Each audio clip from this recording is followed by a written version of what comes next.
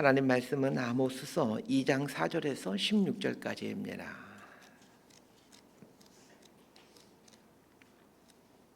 아모스서 2장 4절에서 16절까지 말씀 번갈아 가면서 읽습니다. 제가 먼저 읽겠습니다.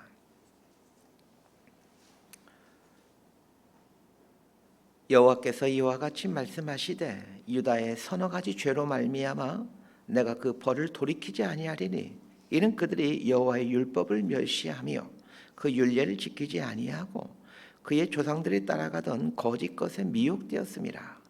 내가 유다에 불을 보내리니 예루살렘의 궁궐들을 살르리라.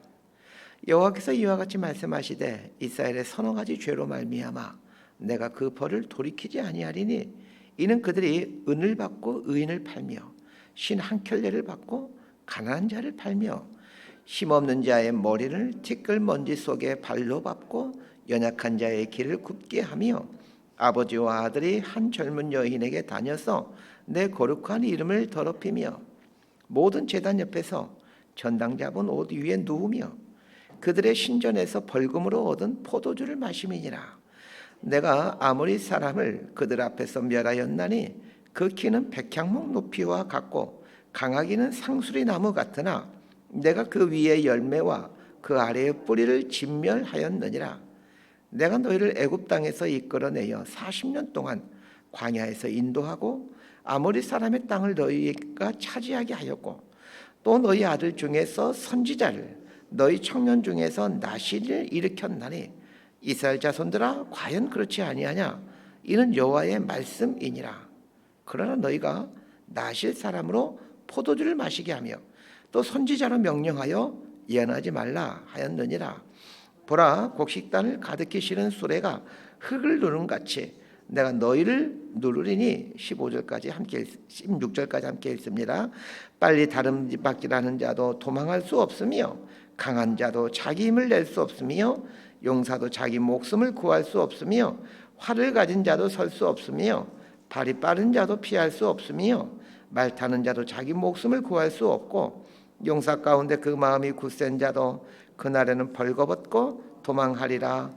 여호와의 말씀이니라. 아멘. 이 아모스서는 이스라엘뿐만 아니라 주변에 있는 이방 나라들에 대한 심판을 다루고 있습니다. 자, 그런데 누구에 대한 심판이 가장 중요하겠습니까? 이스라엘에 대한 심판이 가장 중요하겠죠.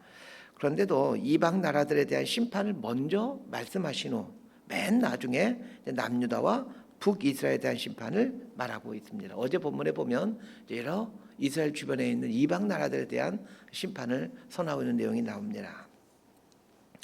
아모스는 남유다 출신의 목자였는데 하나님께서 북이스라엘에 가서 예언을 하라고 말씀합니다.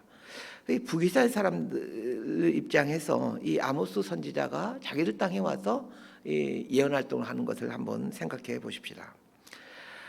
남유다의 한 사람이 북이스라엘에 와서 심판을 선언하는데 아람에 대한 심판을 선언하고 블레셋에 대한 심판을 선언합니다. 그리고는 두로와 에돔과 암몬과 모압에 대한 심판을 선언합니다. 이때 이스라엘 백성들은 아마 의기양양했을 겁니다. 자신들 괴롭히는 이방 나라들이 심판을 받는다라는 것을 들으면서 맞아, 저놈들은 심판받아야 해 하면서 속으로 아마 고소했을 겁니다. 그런데 이방 나라에 대한 심판이 끝나는가 싶더니 이제 남유다에 대한 심판을 선언하는 겁니다. 그때까지만 하더라도 맞아, 남유다 놈들 자신들이 다윗의 후손이라고 의시되더니 꼴 좋다 그렇게 생각했을 겁니다. 남유다에 대한 심판선이 끝나는가 싶더니 이제 북이스라엘에 대한 심판을 선언하기 시작합니다. 재미있는 것은 이방 나라와 남유다에 대한 심판은 한 두세 줄 정도인데 북이스라엘에 대한 심판은 끝이 보이지 않을 만큼 아주 길다라는 것입니다. 자, 그러면 아모스서는 궁극적으로 누구에 대한 심판에 중점을 두고 있는 것입니까? 북이스라엘에 대한 심판을 중점적으로 두고 있습니다. 자, 4절과 5절 말씀 함께 보도록 합니다. 시작. 여호와께서 이와 같이 말씀하시되 유다의 서너 가지 죄로 말미암아 내가 그 벌을 돌이키지 아니하리니 이는 그들이 여호와의 율법을 멸시하며 그 율례를 지키지 아니하고 그의 조상들이 따라가던 거짓 것에 미혹되었음이라. 내가 유다에 불을 보내리니 예루살렘의 궁궐들을 사르리라. 자, 4절과 5절은 남유다에 대한 말씀입니다. 남유다가 심판을 받게 되는데 두 가지 이유 때문에 남유다는 심판을 받게 된다라고 말을 합니다. 첫 번째 이유는 하나님의 율법을 멸시한 것입니다. 하나님은 지구상에 유일하게 이스라엘에게만 하나님의 말씀을 주십니다. 그러나 이스라엘은 하나님의 말씀대로 순종하지 않죠. 하나님의 말씀대로 사는 것이 살 길이고 복받는 길이지만 이스라엘은 하나님의 말씀을 귀히 여기지 않습니다. 아모스가 예언하는 당시 남유다 왕은 우시야 왕입니다. 우시야 왕은 비교적 훌륭한 왕으로 평가받지만 노년에 큰 실수를 저지릅니다. 자신이 성전에 가서 분향을 하고 침례를 합니다. 제사장이 하는 일인데 자신이 직접 한 것입니다. 이것 때문에 하나님은 우시야에게 문둥병을 주시죠. 두 번째는 조상들이 따라갔던 거짓 것에 미혹되었다라는 것을 말씀하고 있습니다. 이것은 여전히 우상을 섬기는 산당들이 존재하고 있었다라는 뜻입니다. 이에 대해 하나님은 남유다의 심판을 선언하십니다. 예루살렘 궁궐이 다 불사라지게 된다라고 말입니다. 이 예언은 586년 바벨론에 의해 그대로 실현됩니다. 자, 이제 북이스라엘에 대한 심판선이 등장하는데 6절에서 8절까지 말씀 함께 보도록 합시다. 시작. 여호와께서 이와 같이 말씀하시되 이스라엘의 서너 가지 죄로 말미암아 내가 그 벌을 돌이키지 아니하리니 이는 그들이 은을 받고 의인을 팔며 신 한 켤레를 받고 가난한 자를 팔며 힘없는 자의 머리를 티끌 먼지 속에 발로 밟고 연약한 자의 길을 굽게 하며 아버지와 아들이 한 젊은 여인에게 다녀서 내 거룩한 이름을 더럽히며 모든 제단 옆에서 전당 잡은 옷 위에 누우며 그들의 신전에서 벌금으로 얻은 포도주를 마심이니라. 이제 본격적으로 북이스라엘에 대한 심판이 등장하는데 아모스가 예언하는 때가 760년경이라고 말씀드렸습니다. 그런데 언제 이스라엘이 아수르에게 멸망을 당하게 됩니까? 722년도에 멸망을 당합니다. 아모스가 예언한 뒤에 약 40년 후에 이스라엘은 멸망을 당하게 됩니다. 하나님은 심판을 선포하시고 나서 바로 심판을 하시지 않습니다. 760년경에 심판을 선포한 뒤에 722년에 심판을 하십니다. 사실 그 사이에 또 적지 않은 선지자들이 심판에 대한 경고를 계속합니다. 그런데 불구하고 듣지 않았기에 722년에 심판을 하게 되는 거죠. 자, 여기서 중요한 사실 한 가지를 발견하게 됩니다. 하나님은 심판하기 전에 여러 가지 찬원을 통해 말씀하신다는 것입니다. 왜 미리 말씀해 주시는 것일까요? 돌이키게 하기 위함입니다. 그리고 점점 심판이 가까워지면 가까워질수록 더 자주 강하게 그리고 더 구체적으로 말씀하십니다. 자, 이스라엘이 왜 심판을 받게 되었다라고 말하고 있습니까? 첫 번째 이유는 6절에 나옵니다. 은을 받고 의인을 팔며 신 한 켤레를 받고 가난한 자를 팔며. 자, 은을 받고 의인을 판다라는 말이 무슨 뜻입니까? 재판관이 뇌물을 받고 불공정한 재판을 한다라는 뜻입니다. 신 한 켤레를 받고 가난한 자를 팔며라는 말도 동일한 의미입니다. 재판을 할 때 부자의 편을 들어줌으로 부자로부터 떨어지는 떡고물을 챙겼다라는 말입니다. 재판장은 사회의 지도자입니다. 지도자가 돈의 마음을 두는 순간 그 사회는 타락할 수밖에 없습니다. 이스라엘의 타락의 두 번째 모습은 성적이고 종교적인 타락입니다. 7절 하반절에 보면 아버지와 아들이 한 젊은 여인에게 다녀서 내 거룩한 이름을 더럽히며. 자, 여기에 나오는 젊은 여인이란 바알 신전에서 일하는 창기일 것으로 보고 있습니다. 혹은 그냥 창녀일 것으로 보여지고 있습니다. 아버지가 바알 신전에 가서 바알에게 제사를 드리고 바알 신전 창기와 관계를 맺습니다. 그리고 잠시 후에 아들이 그 바알 신전에 가서 방금 전에 아비와 관계를 맺었던 그 창기와 또 관계를 맺습니다. 한 사회의 타락의 정도를 가늠하는 바로미터가 이 성적인 순결도입니다. 성이 무너지면 사회가 무너지게 됩니다. 로마가 무너지게 된 여러 원인이 있겠지만 그 중에 큰 원인이 성적으로 타락했기 때문입니다. 왕족과 귀족들이 아주 불량한 삶을 살아갑니다. 종말이 가까이 올수록 성적인 타락은 극에 달하게 될 겁니다. 요한계시록에 보면 마지막 날에 사탄의 모습을 가리켜 바벨론의 음녀라는 표현을 쓰고 있습니다. 사탄의 마지막 모습이 바벨론의 음녀라는 것은 이 종말의 모습에 대한 많은 힌트를 주고 있습니다.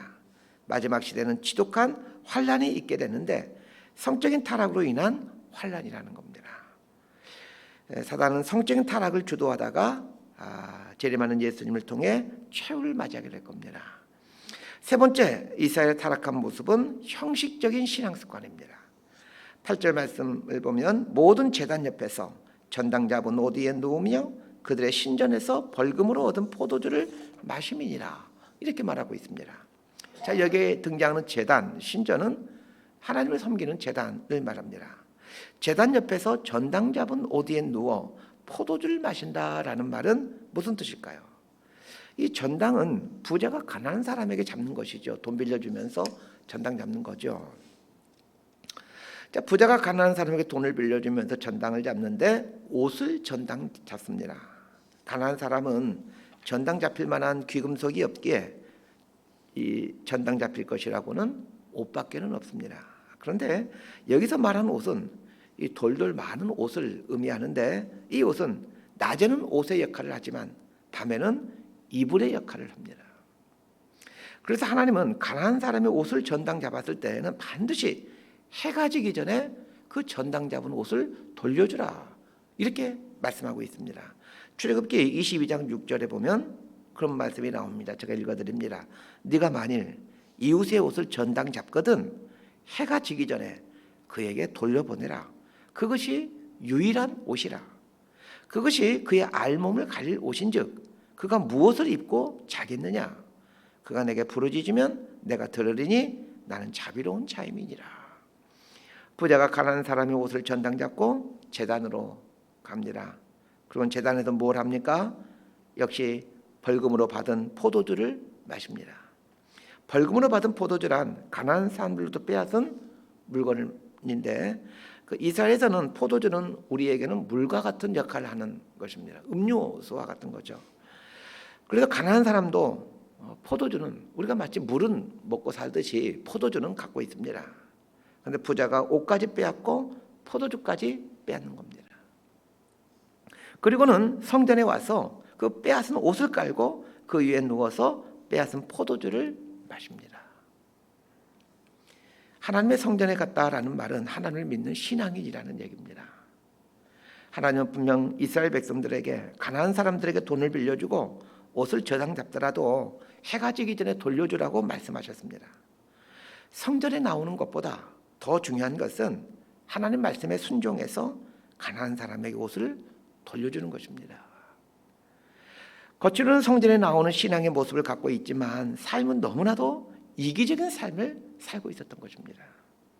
오늘 우리 시대의 그리스도인의 모습을 돌아보십시다. 혹시 오늘날 우리 그리스도인들 역시 이렇게 살아가고 있지는 않습니까? 교회에 출석해서 예배는 드리고 있지만 삶 속에서 말씀의 정신을 실천하며 살지는 않습니다. 가난한 사람들의 고통을 외면해 버리곤 합니다. 자, 9절에서 11절까지 말씀 함께 보겠습니다. 9절에서 12절까지 보겠습니다. 시작. 내가 아모리 사람을 그들 앞에서 멸하였나니 그 끼는 백향목 높이와 같고 강하기는 상수리 나무 같으나 내가 그 이외의 열매와 그 아래의 뿌리를 진멸하였느니라. 내가 너희를 애굽 땅에서 이끌어내어 40년 동안 광야에서 인도하고 아모리 사람의 땅을 너희가 차지하게 하였고 또 너희 아들 중에서 선지자를 너희 청년 중에서 나신을 일으켰나니 이스라엘 자손들아 과연 그렇지 아니하냐? 이는 여호와의 말씀이니라. 그러나 너희가 나실 사람으로 포도주를 마시게 하며 또 선지자에게 명령하여 예언하지 말라 하였느니라. 이 9절 말씀은 가나안 땅을 정복할 때의 이야기를 말해줍니다.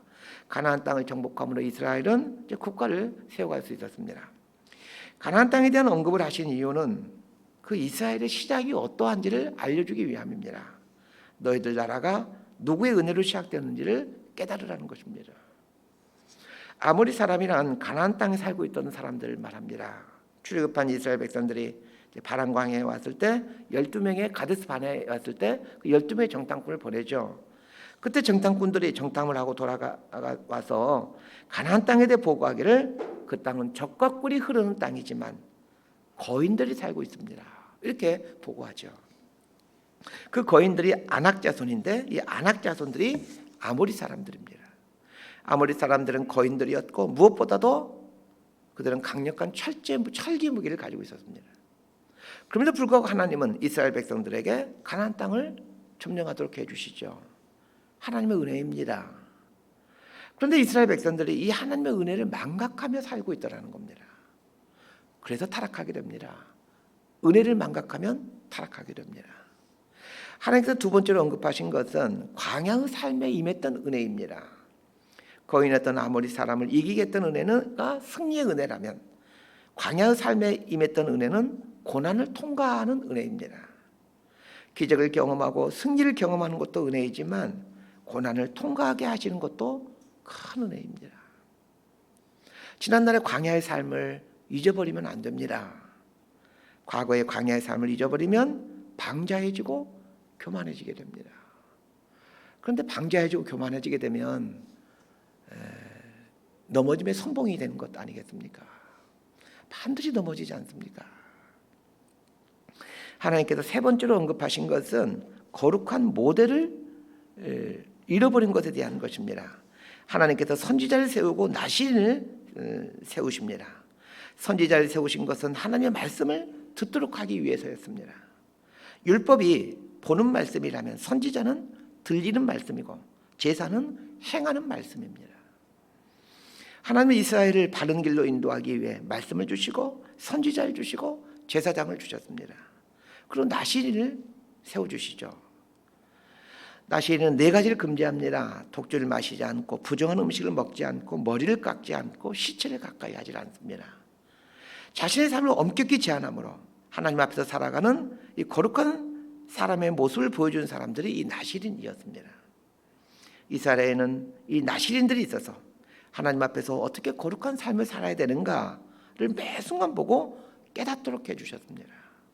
그런데 이스라엘은 시간이 지나면서 하나님께서 세우신 이 거룩한 모델들인 선지자와 나시린을 통해 알려주시는 하나님의 뜻을 버려버립니다. 이스라엘에만 선지자가 있었고 이스라엘에만 나시린이 있었습니다. 이스라엘 사람들이 바르게 신앙생활을 할 수 있도록 선지자를 두고 나시린을 뒀는데 이스라엘 백성들이 이 선지자 나시린을 어떻게 합니까? 12절에 보면 나실 사람으로 포도주를 마시게 하며 또 선지자에게 명령하여 예언하지 말라 이렇게 했다라는 겁니다. 포도주를 마시지 말아야 될 사람인 나시린에게 포도주를 먹이는 겁니다. 함께 취하고 함께 타락하자는 얘기입니다. 선지자에게 예언하지 말라고 요구합니다. 선지자의 임무가 하나님 말씀을 대언하는 것입니다. 그런데 하나님 말씀을 대언하지 말라는 겁니다. 왜 그렇습니까? 선지자가 하는 말이 듣기 싫다는 것입니다. 이스라엘이 타락하면 타락할수록 선지자가 하는 말은 경고와 심판에 대한 말일 수밖에 없습니다. 사람들은 좋은 말만 듣기를 원합니다. 그런 면에서 오늘 우리 한국 교회는 이 선지자들이 많아져야 합니다. 우리 13절에서 16절까지 말씀 함께 봅시다. 시작. 보라, 곡식단을 가득히 실은 수레가 흙을 누름같이 내가 너희를 누르리니 빨리 다른 박질하는 자도 도망할 수 없으며 강한 자도 자기 힘을 낼 수 없으며 용사도 자기 목숨을 구할 수 없으며 활을 가진 자도 설 수 없으며 발이 빠른 자도 피할 수 없으며 말 타는 자도 자기 목숨을 구할 수 없고 용사 가운데 그 마음이 굳센 자도 그날에는 벌거벗고 도망하리라. 여호와의 말씀이니라. 하나님께서 이 북이스라엘을 심판하시겠다라고 선포합니다. 그런데 이 심판에 대한 선포를 하는데 아주 구체적으로 말씀을 하십니다. 어떻게 심판하시겠다라고 말씀하십니까? 자, 여기에 등장하는 단어를 보세요. 빨리 다른 박질하는 자, 강한 자, 용사, 활을 가진 자, 발이 빠른 자, 말 타는 자. 자, 무엇과 관련된 말들입니까? 전쟁과 관련된 말들입니다. 하나님께서 전쟁을 통해 이스라엘을 심판하시겠다라고 아주 구체적으로 말씀하십니다. 그러면 정말로 전쟁을 통해 이스라엘을 심판하십니까? 아모스가 예언한 뒤 40년 후인 722년도에 아수르는 대규모의 군대를 끌고 북이스라엘을 쳐들어옵니다. 빨리 다름박질하는 자, 강한 자, 용사, 활을 가진 자, 발이 빠른 자, 말 타는 자, 이 사람들은 자신들이 힘이 있다라고 자신해가고 있는 사람들입니다. 어떤 전쟁이나 어떤 위험 앞에서도 살아남을 수 있다라고 자신하는 사람들입니다. 그건 하나님의 계획하신 심판 앞에서 살아남을 사람은 한 사람도 없습니다. 저는 오늘 본문에 나와 있는 빨리 다름박질하는 자, 강한 자, 용사, 활을 가진 자, 발이 빠른 자, 말 타는 자, 이런 단어들을 묵상해 보면서 오늘 우리들이 이러한 사람이 되기 위해서 혈안이 되어 있다는 생각을 하게 되었습니다. 이 세상에서 살아남기 위해서 강한 자가 되고 자기를 지킬 수 있는 강한 무기를 소유하려고 애를 쓰지만 결국 하나님의 심판 앞에서는 아무런 도움도 되지 못하는 것들입니다. 돈을 벌고 높은 지위에 올라가고 많은 명예를 얻기에 애를 쓰지만 그 모든 것들이 하나님의 심판을 연기할 수도 없고 심판을 피해갈 수도 없게 합니다. 하나님의 심판 앞에서는 아무런 힘이 없는 것들입니다. 하나님께서 베풀어 주신 은혜를 망각하고 생명 되신 하나님의 말씀을 버리게 되면 아무런 도움이 안 되는 빠른 발, 활, 말 이런 것들을 구하기에 인생을 허비하게 됩니다. 말씀 정리합니다. 우리는 하나님의 말씀을 받은 사람들입니다. 하나님의 말씀을 생명처럼 여기십시다. 말씀을 지켜내기 위해 힘을 쓰십시다. 교회에 와서 예배드리는 삶보다 더 중요한 것은 삶으로 말씀을 이루어가는 것입니다. 가난한 사람의 눈에 눈물 짓게 하지 마십시다. 그들이 하나님께 울부짖도록 하지 마십시다. 세상은 날이 갈수록 성적으로 타락해지고 형식적이고 위성적인 신앙인들은 많아지게 될 겁니다. 이런 세대에서 말씀을 마음에 두고 살아가셔야만 합니다.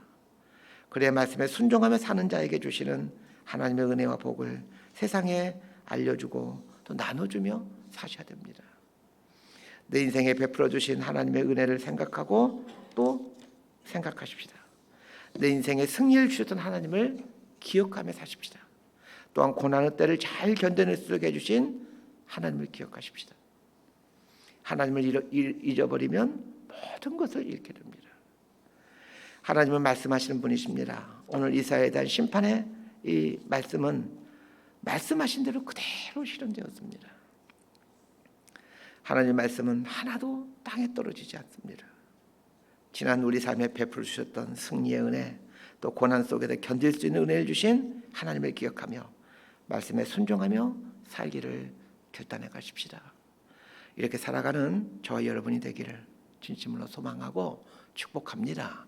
기도하겠습니다. 하나님 아버지, 이 땅을 용서하여 주십시오. 하나님의 인내하심을 보지 못하고 하나님의 부재를 확신하며 죄 가운데 살아가는 이 땅을 불쌍히 여겨 주십시오. 우리 그리스도인들을 불쌍히 여겨 주십시오. 교회 다니고 예배는 드리고 있지만 자신의 삶으로 말씀을 이루어가는 것에 힘을 쏟지 않는 저희들의 악함과 연약함을 용서하여 주십시오. 위선적이고 형식적인 신앙을 갖고 살아가는 저희들을 긍휼히 여겨 주십시오. 하나님의 눈보다는 사람의 눈을 먼저 의식하며 살아가는 저희들의 믿음 없음을 용서하여 주십시오.